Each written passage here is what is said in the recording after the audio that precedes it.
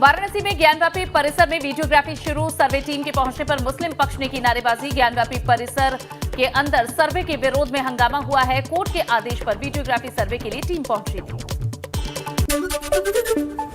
काशी विश्वनाथ परिसर और ज्ञानवापी में सर्वे को सफल और शांतिपूर्वक कराए जाने को लेकर मंदिर और मठों में किया गया हवन। आज के सर्वे के बाद 10 मई को कोर्ट में पेश की जाएगी रिपोर्ट।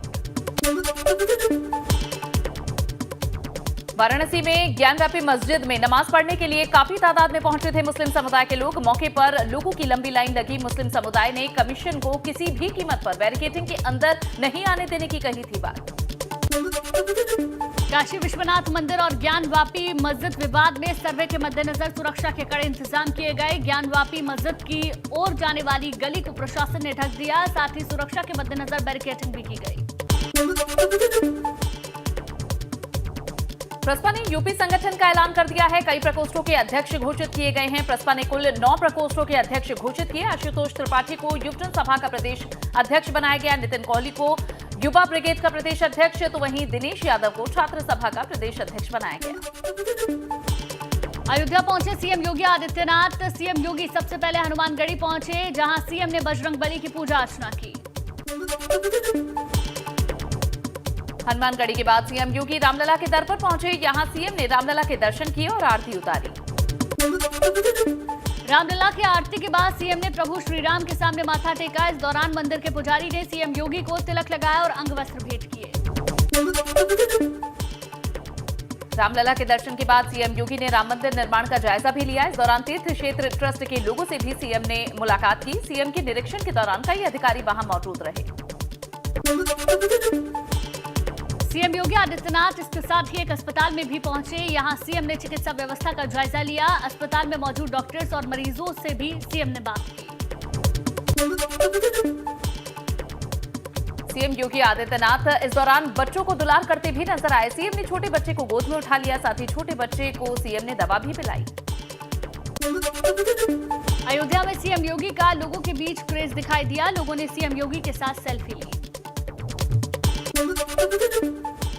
मुख्यमंत्री योगी आदित्यनाथ बेगमपुरा इलाके में मलिन बस्ती पहुंचे। सीएम प्रधानमंत्री आवास योजना की लाभार्थी बसंती नाम की महिला के घर पहुंचे थे, जहां दलित परिवार के साथ उन्होंने भोजन किया। मस्जिदों में लाउडस्पीकर से अजान दिए जाने को लेकर इलाहाबाद हाईकोर्ट का फैसला आया। हाईकोर्ट ने कहा, मस्जिद में अजान के लिए लाउडस्पीकर का इस्तेमाल मौलिक अधिकार नहीं है। इलाहाबाद हाईकोर्ट ने बदायूं की नूरी मस्जिद में मुतव्वली की याचिका को खारिज कर दिया है। याचिका में एसडीएम समेत 3 लोगों को पक्षकार बनाया गया था। अदालत ने याचिका में की गई मांग को गलत बताया और अर्जी को खारिज कर दिया।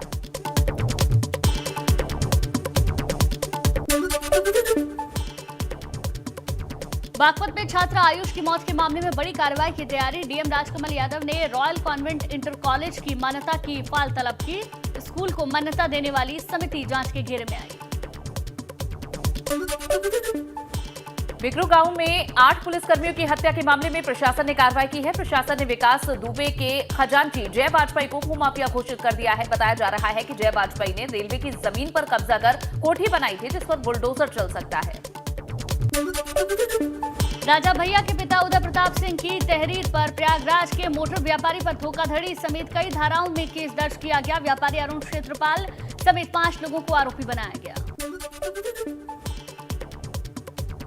लखनऊ में मुख्तार अंसारी पर शिकंजा कसने की तैयारी। नगर निगम और तहसील में मुख्तार अंसारी की संपत्तियां तलाशी जाएंगी। इस बारे में एलडीए, डीएम और नगर आयुक्त को पत्र भेजेगा। सपा नेता आजम खान की जमानत पर फैसला न आने पर सुप्रीम कोर्ट ने जताई नाराजगी। सुप्रीम कोर्ट ने कहा, आजम खान 87 में से 86 मामलों में जमानत पा चुके। 137 दिन बीत गए, लेकिन एक मामले में फैसला नहीं हुआ। यूपी में तय शेड्यूल के हिसाब से बिजली देने का ऐलान किया गया है। बिजली की अधिक मांग के बावजूद सरकार ने यह फैसला लिया है। 31 मई तक के लिए बिजली आपूर्ति का शेड्यूल जारी किया गया। भीषण गर्मी का असर सोनभद्र की रेहत बांध जल परियोजना पर भी दिखने लगा है। लगातार जलस्तर में हो रही गिरावट से बिजली उत्पादन प्रभावित होने का खतरा मंडरा रहा। आपको बता दें, रेहत परियोजना में 50/6 मेगावाट की यूनिट है। कानपुर में कोरोना के केस तेजी से बढ़ रहे हैं। पिछले 24 घंटे में 11 नए कोरोना संक्रमित मरीज मिले हैं, जिससे हड़कंप मच गया। आईआईटी कोरोना का नया हॉटस्पॉट बन गया है। आईआईटी में 5 छात्र कोरोना पॉजिटिव मिले हैं, जिसके बाद जिले में कोरोना की कुल एक्टिव केसेस की संख्या 55 हो गई। आज मंत्री सुरेश खन्ना ने उन्नाव में जिला अस्पताल का निरीक्षण किया। इस दौरान डायलिसिस वार्ड में गंदगी देखकर कैबिनेट मंत्री सुरेश खन्ना काफी नाराज हुए। वित्त और संसदीय कार्य मंत्री सुरेश खन्ना के साथ जल शक्ति राज्य मंत्री दिनेश खटीक और अल्पसंख्यक कल्याण राज्य मंत्री दानिश अंसारी भी मौजूद रहे। ताजनगरी आगरा पहुंचे डिप्टी सीएम केशव प्रसाद मौर्य ने उठाया गोलगप्पे का लुत्फ। जीएमबी फूड प्लाजा पर खाए गोलगप्पे।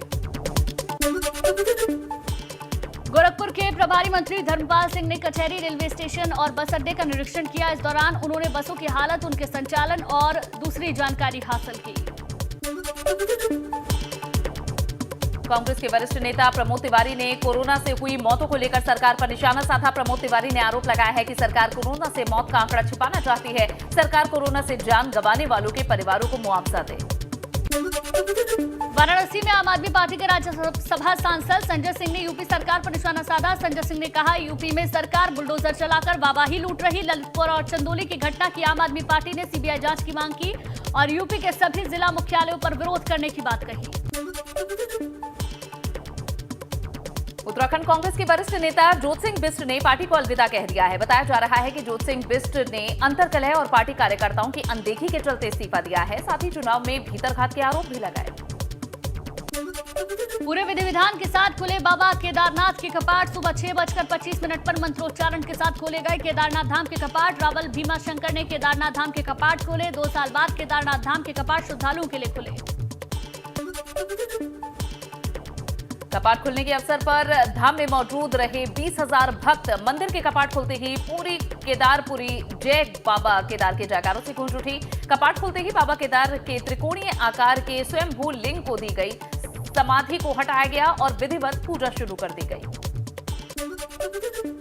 आज सुबह केदारनाथ के प्रधान पुजारी आवास से आर्मी बैंड और स्थानीय वाद्य यंत्रों के साथ बाबा केदार के डोलों को मंदिर परिसर की ओर लाया गया, जिसके बाद जय बाबा केदार के उद्घोष के बीच मंदिर के कपाट खोल दिए गए।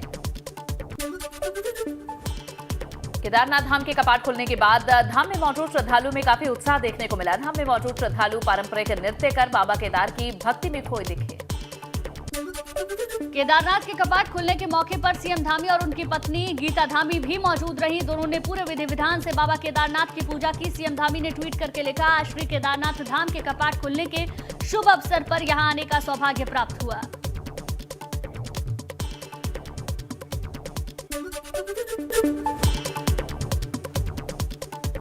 बिजनौर की नजीबाबाद पुलिस ने स्टेशन रोड पर चलने वाले एक स्पा सेंटर पर छापा मारा। इस दौरान 9 लड़के और 5 लड़कियों को हिरासत में लिया गया।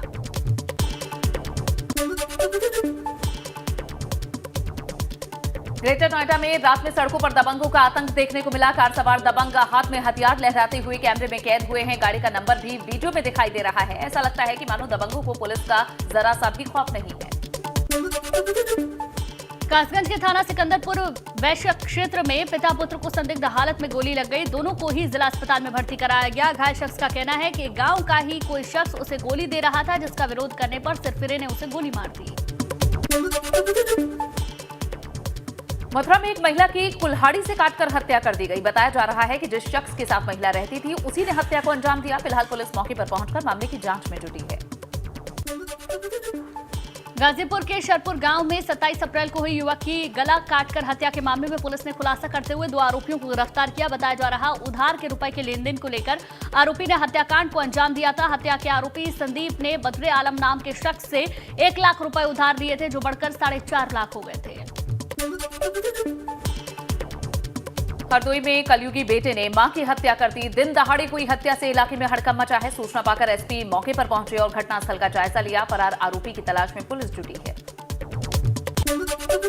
यूपी के हाईटेक जेलों में शुमार डासना की जिला जेल में एक पुलिस कांस्टेबल ने खुदकुशी कर ली। कांस्टेबल ने पंखे से लटककर जान दे दी। घटना की सूचना मिलते ही जेल प्रशासन में हड़कंप मच गया। गाजियाबाद के डीएलएफ कॉलोनी में बदमाशों ने फ्लैट में घुसकर महिला की हत्या कर दी है। घर में रखी ज्वेलरी और नकदी लेकर फरार हुए। मामले की जांच में जुटी पुलिस। हमीरपुर पहुंचे एडीजी प्रयागराज प्रेम प्रकाश ने क्राइम को लेकर समीक्षा बैठक की। कमिश्नर और डीएम के साथ पेट्रोलिंग की। अतिक्रमण करने वालों को चेताया, कहा अतिक्रमण नहीं हटाया तो होगी कार्रवाई। बिजनौर से मुरादाबाद कोर्ट में पेशी के लिए लाया गया शातिर अपराधी फरार हो गया, जिसके बाद पुलिस महकमे में हड़कंप मचा। फरार बदमाश का नाम फहीम उर्फ एटीएम बताया जा रहा है।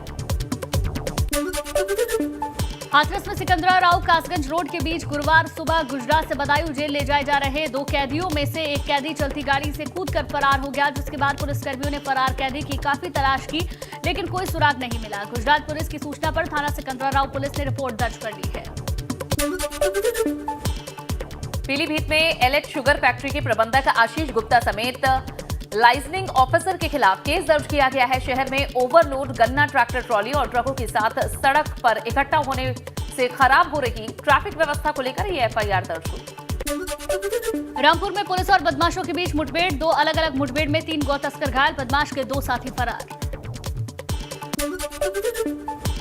हापुड़ में डिग्गीमार गैंग के 2 बदमाश गिरफ्तार हुए हैं। कई राज्यों में देते थे चोरी की घटनाओं को अंजाम। मेरठ में भल्ला स्पोर्ट्स के मालिक के घर से चोरी के मामले में खुलासा हुआ। चोरों ने 20 लाख रुपए से ज्यादा की रकम और गहनों पर हाथ साफ किया। सीसीटीवी में 3 आरोपी चोरी करते हुए कैद हुए। सीएम पुष्कर सिंह धामी ने नैनीताल के खोड़ाखाल में आयोजित गोलजू संदेश यात्रा के समापन कार्यक्रम में शिरकत की। इस दौरान सीएम ने पूजा अर्चना करते हुए गोलजू महाराज से प्रदेशवासियों की खुशहाली के लिए प्रार्थना की। नैनीताल के घोड़ाखाल मंदिर में सीएम धामी के साथ उनकी पत्नी गीता धामी भी मौजूद रहीं। इस दौरान सीएम ने कहा कि कोविड के बाद 4 धाम यात्रा दोबारा शुरू हो रही है। ऐसे में वो भोलेनाथ और गोजू देवता से प्रदेश की सुख और शांति के लिए प्रार्थना करने आए हैं।